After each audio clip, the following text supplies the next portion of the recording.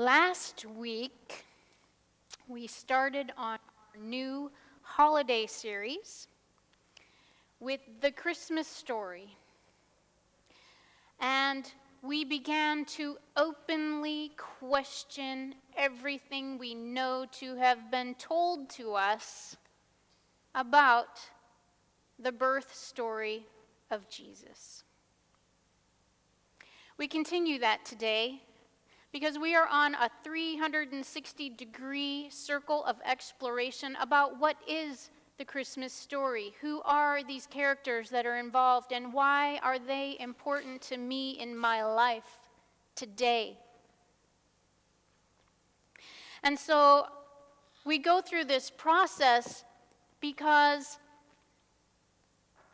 it's food for thought, for you to explore what is the metaphysical interpretation, what is the history that was woven into the story, and why was it changed so many, many times over the centuries. I could talk for hours about this subject, however, I must condense it to 20 minutes. But now I understand why some of my more evangelical type preacher cousins can preach on and on for 3 hours on a single topic. This could be one of those for me. So I will spare you that and try to condense myself. But what I want for you to know is that you get to choose anything that I share. Take what feeds your soul, what intrigues your mind, and leave the rest. It is food for thought. I invite you to openly question the story we provide during the preschool years. Because I believe you are ready for more than the story we teach our 3 to 5-year-olds. And you get to choose. Do you want that story to be the one you hold on to ever so close? Or do you want to step out in faith, acknowledge that you too have questioned, maybe not quite so openly? Aren't you glad I gave you permission? So that you can explore and expand and increase your awareness. So that when we come together on Christmas Eve and we hold the Christ light candle as a symbol of our conscious awareness, we know why we do it. What it means to us as metaphysicians, unity students,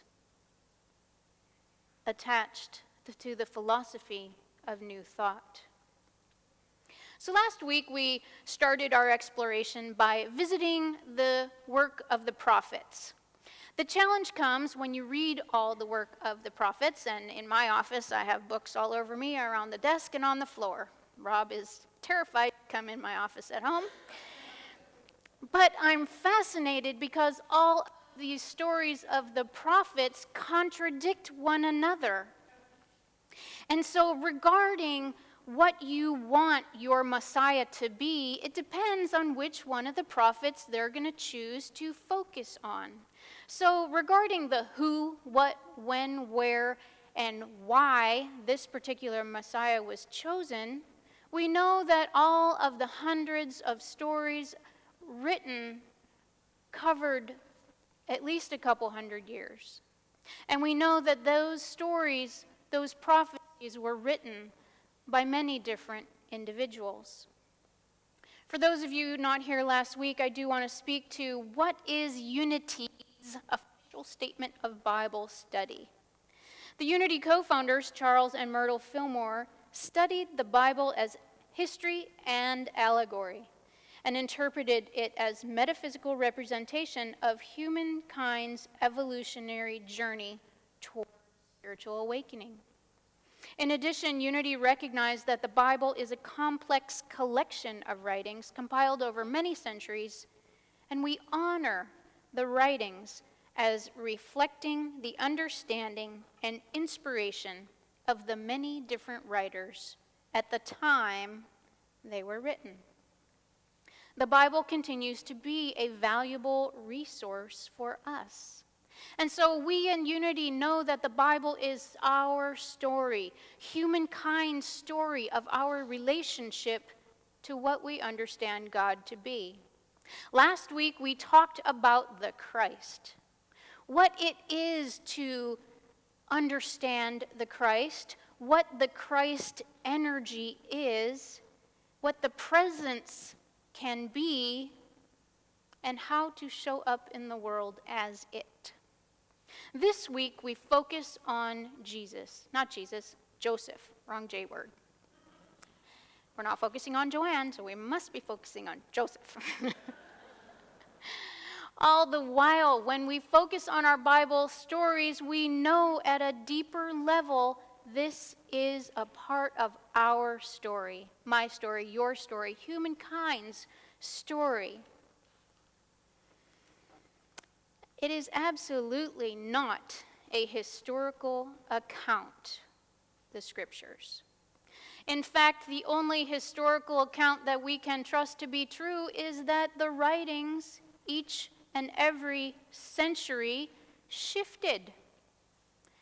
That's the beautiful thing about having all those things in writing. It points out that in the 2nd century, in the 4th century, in the 5th century, the story that was originally told by oral tradition changed yet again. I know you've all played the telephone game at some time in your life, haven't you? We can't even get from one end of the building to the other end of the building without having countless changes in the story. But that's the part that I find fascinating. I know last week I spoke about Reza Aslan, a biblical scholar who wrote the book Zealot, The Life and Times of Jesus of Nazareth. Because in the study of the birth story of Jesus, he said because interest in the person Jesus increased after his death, an urgent need was created among the early Christian community to fill in the gaps of the life story of Jesus of Nazareth. First challenge that the prophets and the scholars came up against was Joseph. First and foremost, we had to tie him in order to meet the requirements of the prophets. They needed to tie Joseph to the lineage of King David and Bethlehem. And so they created a story that Joseph came from this lineage of David. However, in the research, one vein of research shares that Joseph was not of the line of King David, then Mary had more of the Davidic ancestry than Joseph. True, Joseph did go to the city of David, to Bethlehem, to be registered with the Roman census, as I shared with you last week. That happened, but not in the same timeline of Jesus' birth. It happened like 7 years later, but they moved that little part forward in order to help the Joseph story be in alignment with their chosen Messiah. Do you see? You gotta watch. They did that because it fulfilled the prophet Micah. And you, Bethlehem, from you shall come to me a ruler in Israel. But back to Joseph. Joseph was connected to the lineage of David because, quote, 6 generations previously, Joseph's paternal ancestor of that generation, however, he was adopted by someone in the line of David named Zadok, who was a direct descendant of David.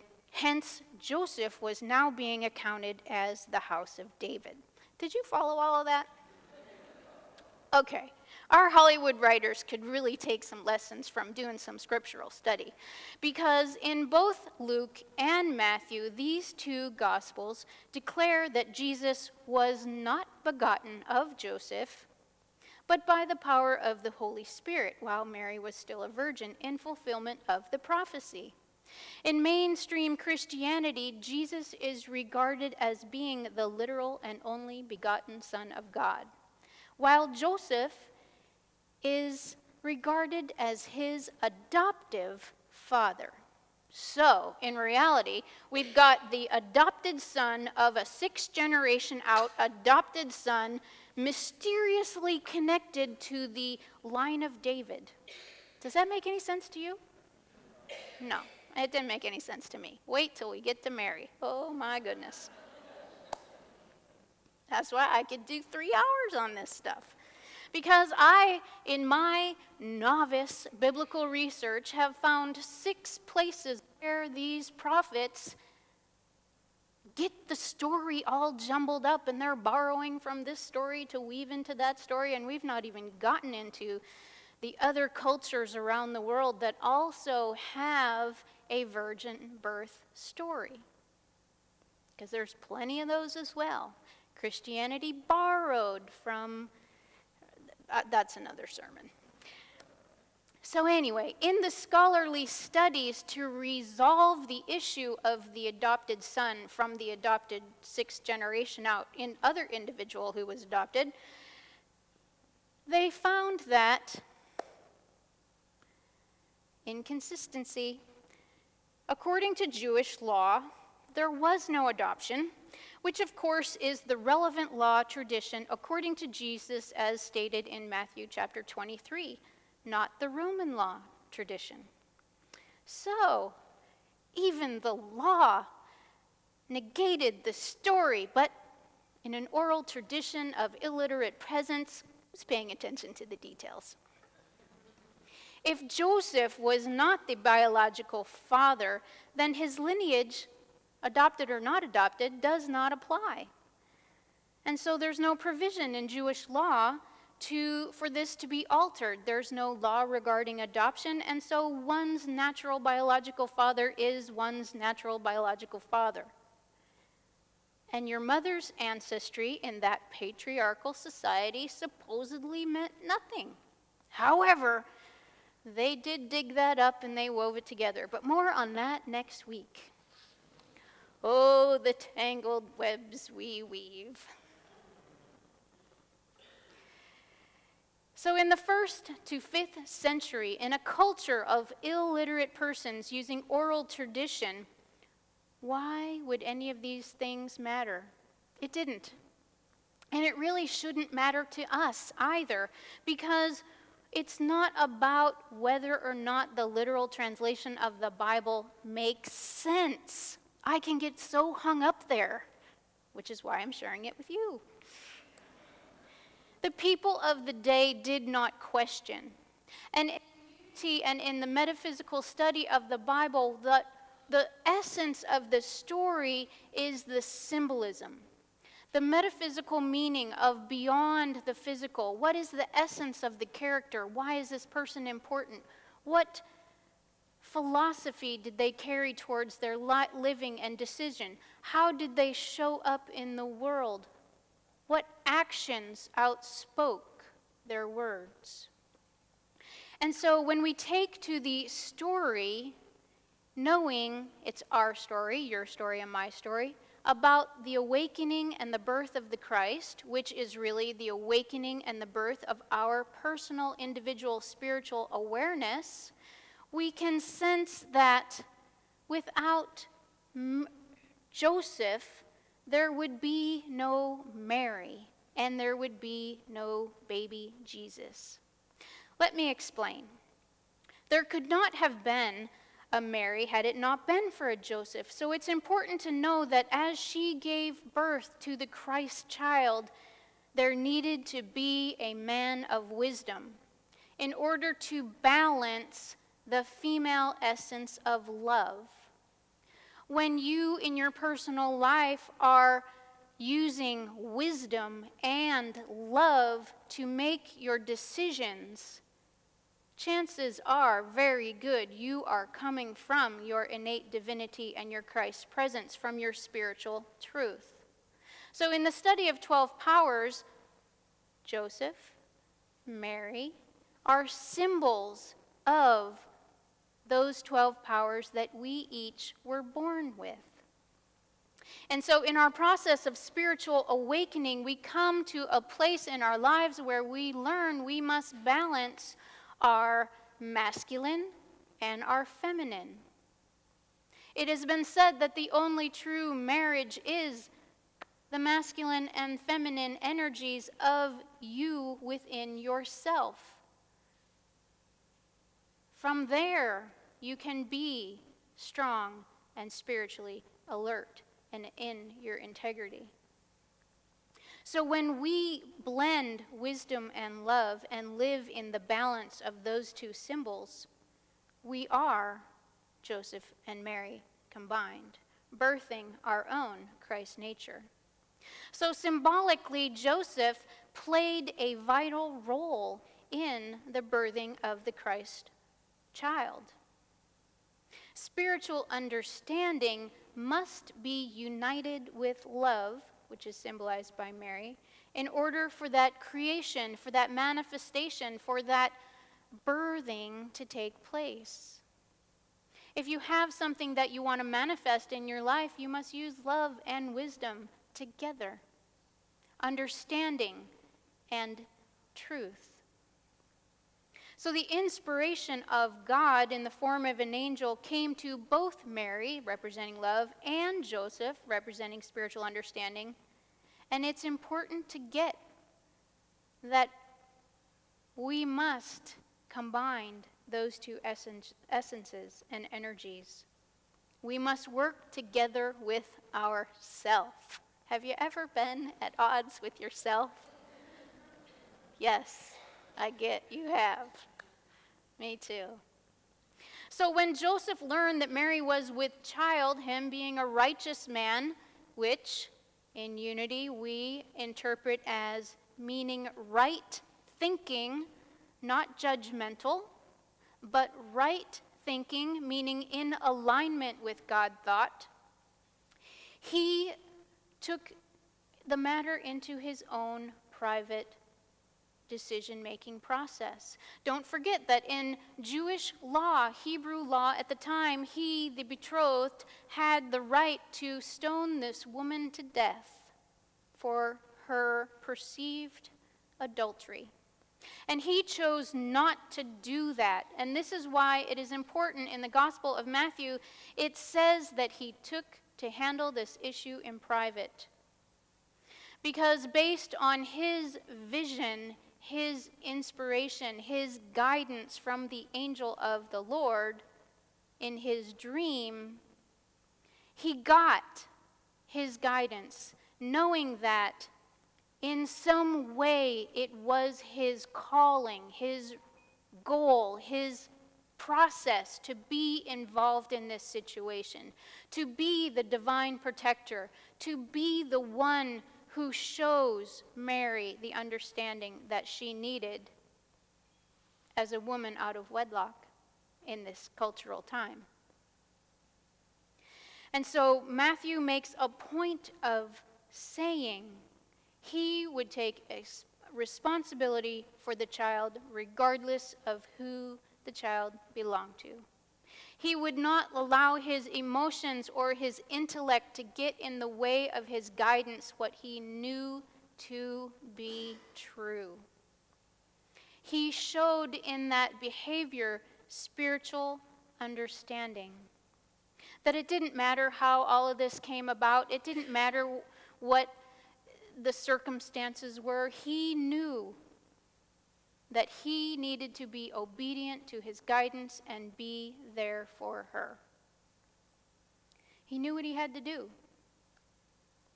And each of us in our own lives have had those moments where we know exactly what is ours to do in the moment. Is it easy? No. Is it the popular thing? Maybe not.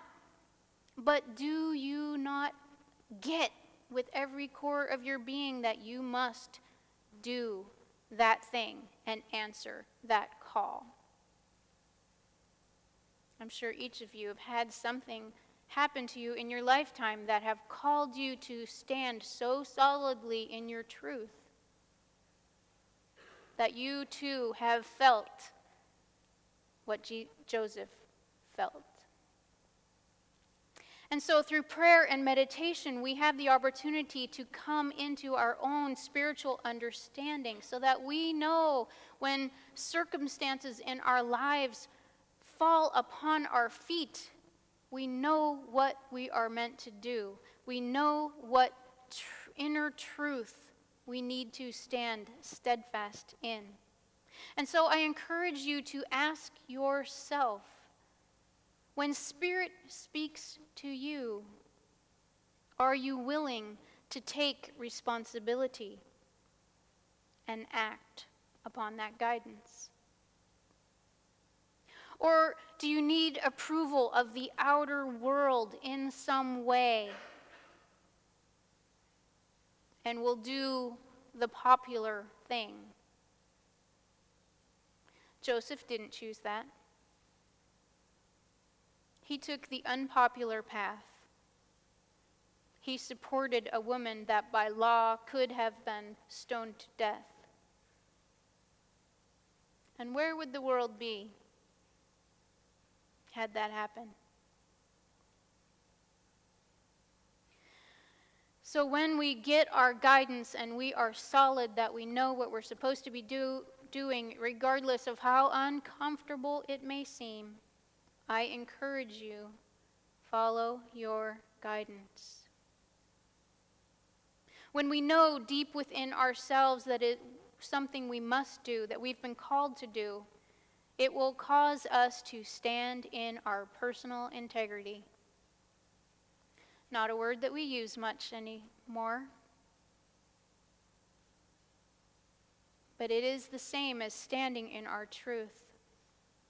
And so Joseph in this story stood in the face of spiritual understanding that is required on the journey of life, knowing that by his faith he was required to go through the completion of this process, to stand with Mary and allow the natural way of it to unfold, because he had no idea what his life was going to be like choosing this choice.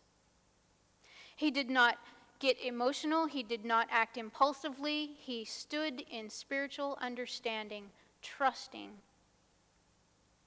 And so it's important as life circumstances come and fall on our feet and drop in our laps, that we stand in that spiritual understanding, that we don't let our emotions run wild with us or our logical mind talk us out of what our inner Christ divine spark, our guidance says. You know what I'm talking about. Yeah. We must trust the wisdom deep within us, and that the power of God is guiding us and our lives. If the Spirit has called you, the Spirit will guide the way. The other important thing about spiritual understanding is that Joseph represents the protector of our belief system. And so here today is an opportunity for you to stand in the protection of your own belief system. Don't trust what I have to say just because I'm standing on this part of the floor.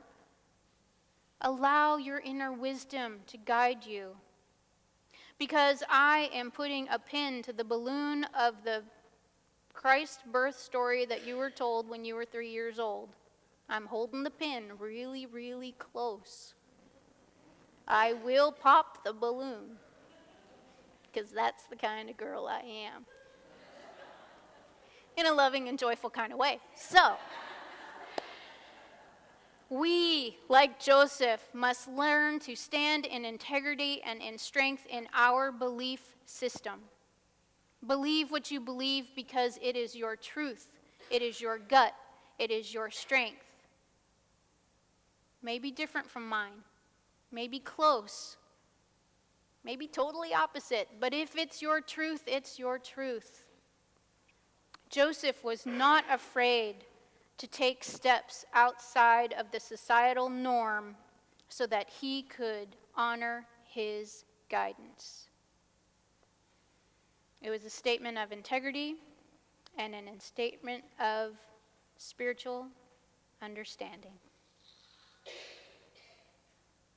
So simply put, the infancy narratives in the Gospels are absolutely not historical accounts. They're not meant to be read as such. They are theological affirmations of Jesus' status as the anointed of God, as the Messiah. So next week, we will explore about Mary. And we will be returning our 360-degree exploration just in time for Christmas Eve, so that when we come together in this beautiful sanctuary on that night for our Christmas candle lighting ceremony, we will have a greater understanding of what it is to be the Christ presence in our world. It is our work. It is our calling. It is our path. Namaste.